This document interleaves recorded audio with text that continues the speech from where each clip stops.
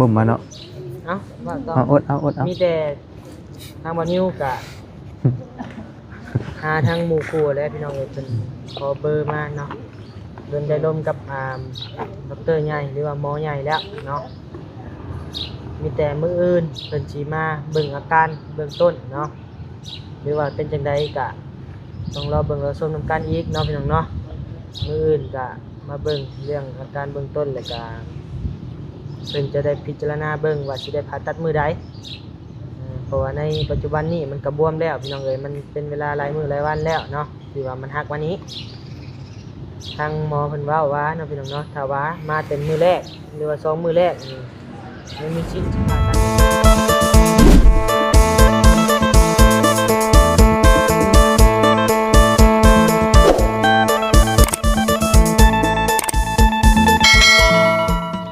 พี่น้องเนาะก็ถือว่า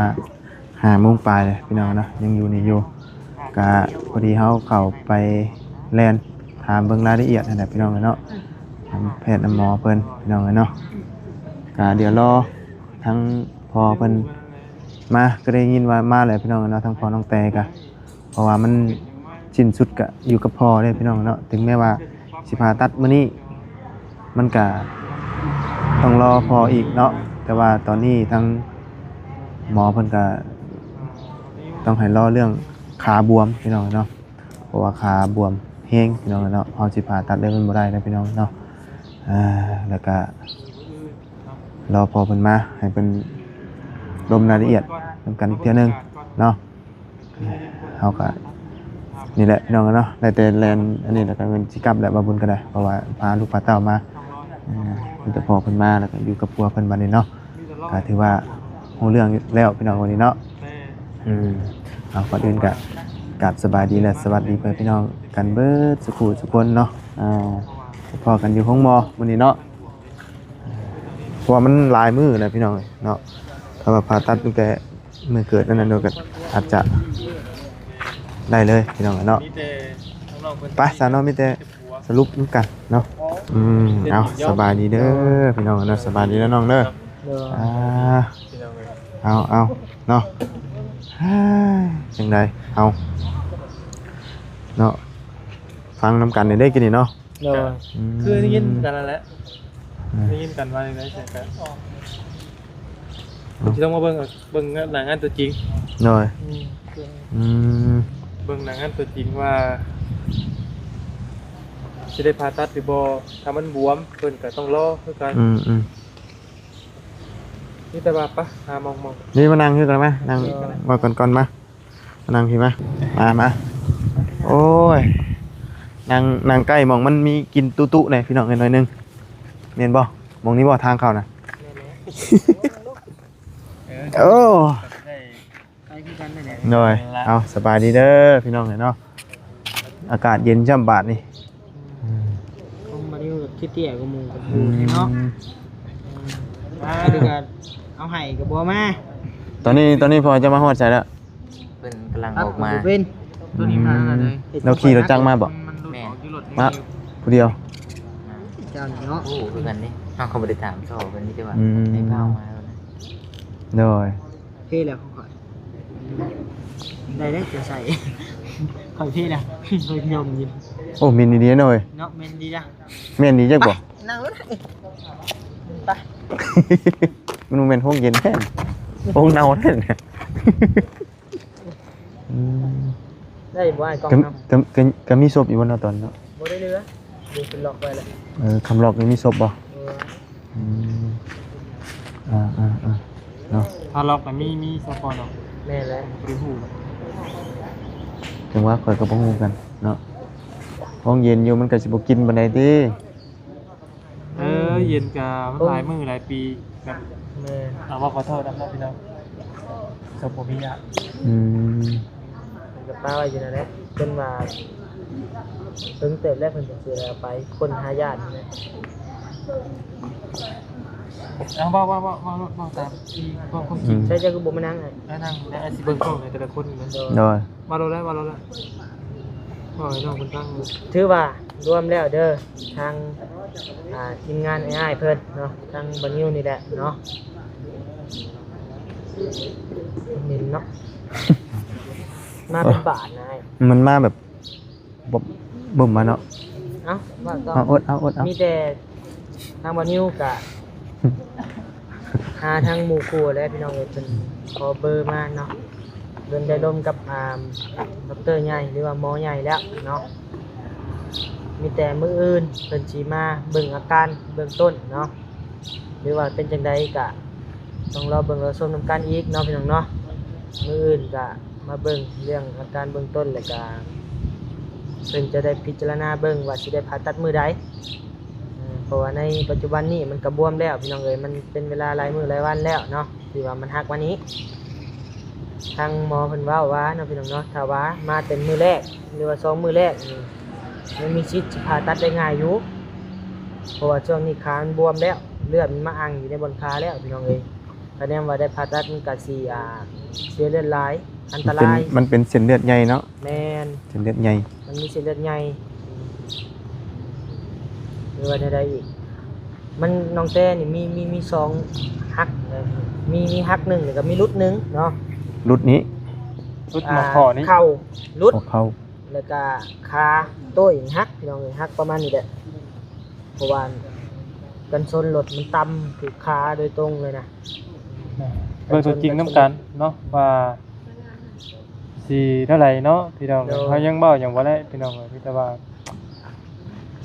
ให้ทางพ่อน้องแต่มาเซ็นอีกยินยอมอีกพี่ ยิ น้อง นยอมอีกยินยอมการผ่าตัดอีกพี่น้องเลยแต่ว่าตอนนี้ทางพ่อน้องแต่ก็ยังบ่ทันได้มา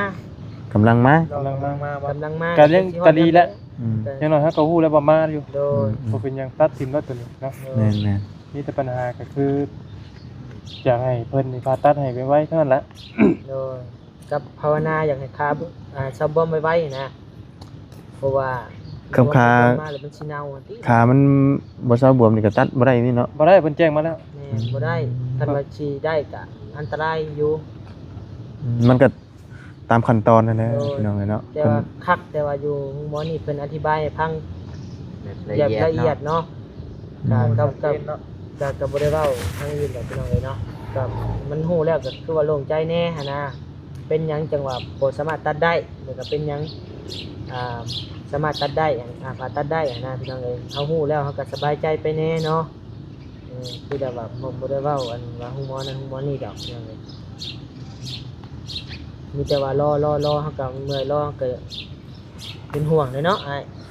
มีแต่ว่ารอทั้งชีวิต ทางเบิ่ง ทาง เนาะ เบิ่ง มีแต่ว่าทางน้องเพิ่นนี่แหละเบิ่งกันเอา อืม เด้อ สู้ๆเด้อ คือมาก็แล่นน้ำเต้นในน้ำปานนี่แหละเนาะ ชุดแล้ว เพราะว่าในร่มน้ำทานหมอเพิ่นแล้วทีนี้ว่าเพิ่นสิลงมาเบิ่งประมาณ 8:00 น มื้ออื่นเช้า 7:00 นมีทหารถ้ารับโทรศัพท์จากอ้ายได้เด้อแล้วก็มีหยังก็ส่งบอกในมีหยังก็เนาะมีหยังก็ส่งบอกคือไม่ได้ว่ามีเป็นจังไดเป็นจังได มื้ออื่นก็ตื่นมาก็สิแลมาพี่ก่อนแหละเนาะ มาเบิ่งน้ำกันก่อนนั่นแหละ เพราะว่ามันเป็นเร่งด่วนนะพี่น้องเอ้ย มีแต่ทางน้องเพิ่นนั่นแหละเบิ่งกันก่อน เดี๋ยวเบิ่งกันแล้วอยู่ร่วมกันแล้วทั้ง เอาเด้อเป็นไดก็สู้ๆเด้อเบิ่งกันยามนี้ปฏิเช้ามาก็โอเคแล้วเนาะ มาก็แล่นเต้นให้น้ำจำ ชุดความสา สุด มารถ คือ แหละ ความสามารถนั่นแหละเนาะอยากให้น้องเข้มแข็งไว้แล้วก็ สู่ชน สู่ทนไว้เนาะเพราะว่าตอนนี้ก็คือเจ้าเห็นนั่นแหละบ่ได้มีไผสมมุติว่าสมัยบ่เต้นบ่เล่นนี่ แห้งแล้วและนอนอยู่นั่นแหละ อยู่นะเลยนะทั้งชี ยังบ่ได้มาฮอดนี่ซับ โอ้โดกินปลาเด็กเนาะ มันเบิ่เว้าที่ประแดกติ มันของแท้เด้ อืม คล้ายๆกับอารมณ์ตีไว้พี่บ่ แม่นบ่เรียนอยู่พลมตีอะพี่เนี่ยมันได้กินมันน่ะตุ้ยๆมันน่ะบ่ไหวได้ค่อยซะ ใกล้ต้องเย็นเลย ไปลมเย็น ก็บ่เย็นปานใดแบบ มาบ่ได้ ข้างหลังนี่ก็เด้นี่ข้างหลังนี่ก็ชั่ว ข้างล่างนี่ซ่วมเนาะอืม แต่ว่าตัวนั้นนะ ตัวนั้นน่ะ ตัวนั่นแหละตัวส่วนนี้มันมีท่อระบายเทิงๆบ่ได้เด้ อืม ท่อเทิงปุ๊บ พากันไปนั่งใช่บ่นั่งเนาะ บอกง่ายๆผลสรุปง่ายๆแล้วเนาะพี่น้องเอ้ย โดย รอ ครับ คือล้อนี่บ่แม่นว่าล้อแนวอื่นเนาะพี่น้องล้อขามันเซาบวม แม่น เนาะ รอแล้วก็รอทั้งพ่อเพิ่นแน่ หรืออาจจะหมอเพิ่นมาเบิ่งมื้ออื่นนี่อาจจะ ผ่าตัดได้เด้อ ผ่าตัดเลยก็มี แต่ว่าตอนนี้เฮาสรุปยังบ่ได้คือเพิ่นยังบ่ได้มาเบิ่ง แม่น โอ้ย เพราะเพิ่นเลิกการ เพ เพิ่ ราะ น ว่า นี่ มัน เด้ เป็นการแล้วตอนนี้ เพิ่นเลิกดนนะเพิ่นมีแต่ว่ามื้ออื่น ใช้ยุกใช้ยาให้ตอน แม่ นี้ น ทางพยาบาลเพิ่น เพิ่นใจยาให้แล้วมันก็สิบรรเทาเรื่องเจ็บปวดลงเนาะ โดย เพิ่นใจยาแก้ปวด แต่ ปวด ว่าบัดนี้ก็ล้มกับท่านหมอกับผ่าครั้งน้ำเพิ่นแล้วพี่น้องเอ้ยเนาะเพราะว่า เนาะ โอ้ยตัวนั้นบ่เอ้ย แห้งดีเนาะ แฮง บ้านจะไปเอาเครื่องเอาของไป ไป ๆพี่น้องเอ้ยเนาะก็สรุปแล้วล่ะอืม เว้าดูว่าดันพ้นแล้ว ไว้พี่น้องเอ้ยตายทักแบบนี้เนาะ ไป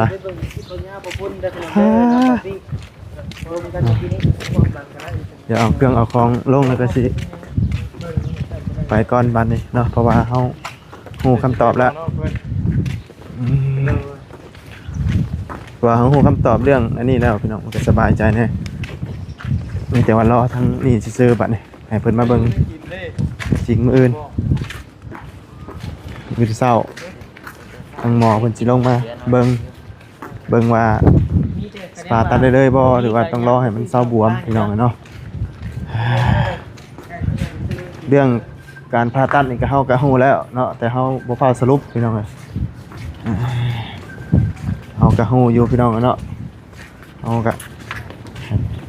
สรุปยังบ่ได้ว่าซั่นซะก็คือฮู้แล้วพี่น้องเอ้ย ด้วยไงทางหมอยาว อืม แต่ทีมงานน่ะฮู้แล้วเรื่องการรักษาแต่ว่าหมอยาวจะบ่เว้าเลย ต้องทั้งรายละเอียด นี่เห็นบ่เลยบ่ เป็นเบิดเลย อืม แต่เอาลงบ่หมดบ่ตัวใดได้ใช้เดี๋ยวเอาลงบ่ ยังไง มันได้ใช้หมดได้ดิ อืม ทรงเสือนี่นะ มันได้ใช้หมดอยู่ เอาตัวใด เอาไปเบิดละไป ไป ไปยืนถือให้แล้ว อืม มาให้บอบบี้ซื้อก็ได้เปิดก่อนเอาเราพี่น้องเนาะเรื่องค่ารักษาได้พ่อแม่เรื่องรักษาน้องแป้งพี่น้องเลยคือว่าเราเรียกเงินเด้อเนาะเรื่องการรักษา อันนี้กระเป๋าไปเอาให้เอา แม่นบ่ของไผ ของไปจะเดิมหลักเมย์ของเจ้าเพิ่นน่ะเนาะเนาะ แม่นบ่เลยตินี่อืม วันนี้ก็ได้โทรลงกับท่านหมอ เอามา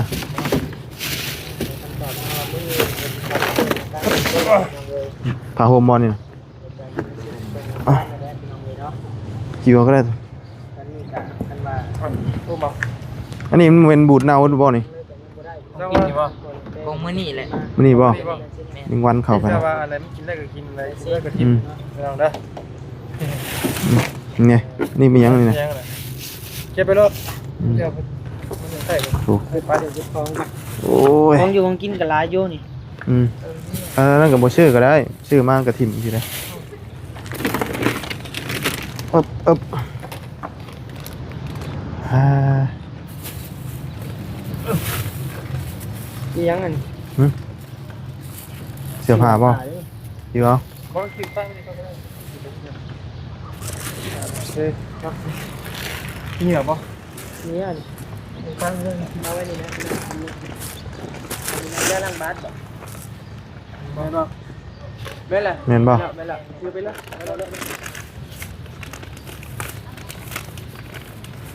ไม่ใช่นี่บ่แม่นมัน เอาไปของเราเอง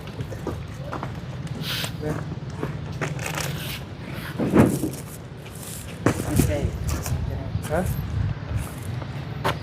มีตรงบ่ ซ่อนใส่กันดิเดี๋ยวมันหน่อยลง ได้ คนข้าวของไปก่อนน้อง ได้บ่ น้ำคำว่านั่นกับป้ามันนี่กันเนาะมือยังสิมาอยู่หรอวะ เอาสักกินก่อนก็ได้ มา เอา กิ จั น บ กัน กินก่อนตุ้งหน่อยก็ได้ เอาตัวจำเป็นก่อนก็ได้เทียนยังเนาะต่อใจกล้องเตี้ยมาแล้ว อืม บ่มีบอลญาตินอนต่างหากที่ บ่มีเด้อ บ่มีทางเดินเด้ แม่นบ่ บอลเห็นญาตินอนเด้ อืม คือว่าสะดวกสบายอยู่ แต่ว่ามันก็ต้องนอนขังเตียงอยู่แล้วนี่ ก็ได้ช่างก็ไม่เอาแล้วช่างก็ไม่เอาแล้ว แต่จริงยังมาเอาก็ได้ สมมติวิลันกินนะ อืม เข้าเนาะ ไป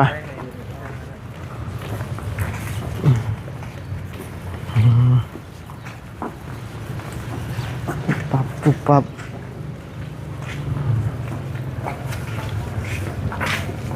ทางนี้บอกกินดิโมเมนต์ดิฝุ่นดิเนาะ พักแค่ทางหน้านี่ ออกซิเจนเนาะโอ้เมนบ่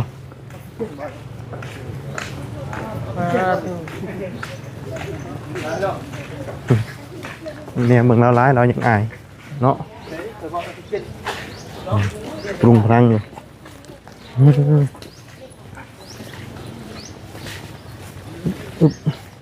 อ้าวเมื่อกี้นี้กล่องผลเด้งออกพี่น้องเลยเนาะอัปเดตโทรศัพท์ใหม่พี่น้องเลยเด้งออกแน่เอากับคนเครื่องคนกองมาแล้วมีแต่ว่าสิกลับก่อนพี่น้องเลยวันนี้เนาะมาพี่มาใกล้ๆนี่นะจังไดก็สู้ๆนะเนาะเบิ่งกันหมองนอนหมองหยังก็หาเบิ่งนะวันนี้เนาะโดยเพราะว่าอันว่า ใกล้เป็นเนี่ยนะเป็นยังไงเอาก็เล่นสบาย แม่นอนใกล้ๆนี่แหละเนาะเพราะว่าอันว่าเรื่องอันนี้ก็เฮาฮู้เลยเด้ได้ทางหมอเพิ่นบอกแล้วมื้ออื่นแต่ว่ามื้ออื่นเนาะมื้ออื่นน่ะเพิ่นสิมาประมาณ 8:00 นแล้วเพิ่นสิเข้ามาเบิ่งอาการว่ามันบวมซำใดแล้วก็เพิ่นจังว่ากันอีกเทื่อนึง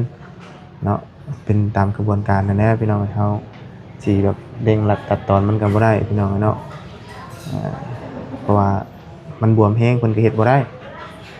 มันบ่แม่นคือมือทันอิดทำบ่ได้เนาะถ้าว่าตอนนั้นอันนั้นอีกแบบนึงอันนี้มันบวมหลายมื้อแล้วมันก็ต้องมาเบิ่งตัวจริงกันอีกเทื่อนึงทนเอามีแต่บอกเพิ่นทนเอาแน่เนาะตอนนี้พ่อเฒ่ากำลังมาเนาะโดยไปเข้าในพี่เนาะนี่ไว้นี่ก่อนไปสัตว์พี่น้องมีแต่สิลำลาก่อนโอ้ยเนาะกล่องก็จะมันเด้งออกเรื่อยพี่น้องเลยเพิ่นให้อัปเดตเนาะเอาละพี่น้องเนาะก็ถือว่าโล่งใจไปแล้วเฮาฮู้ขั้นตอนเพิ่นแล้วเนาะแต่ว่าทุกสิ่งทุกอย่างก็ต้องรอพ่อเพิ่นอนุมัติหยังก็ได้เพราะว่าถามเพิ่นแล้วถ้าพ่อบ่มาเซ็นอีหยังมันก็บ่ได้คือกันบ่ได้คือเก่าเนาะไปสาวพี่น้องสำหรับคลิปนี้ลำลาเด้อพบเจอกันใหม่พาลูกสาวไปก่อนนั่งถ่าแต่หึงนะพี่น้องเนาะจังไดก็ขอบคุณแฟนพี่น้องใน FC เด้อที่เข้าติดตามรับชมคอยให้กำลังใจโดยตลอดมาพี่น้องเนาะไปแล้วสบายดีไป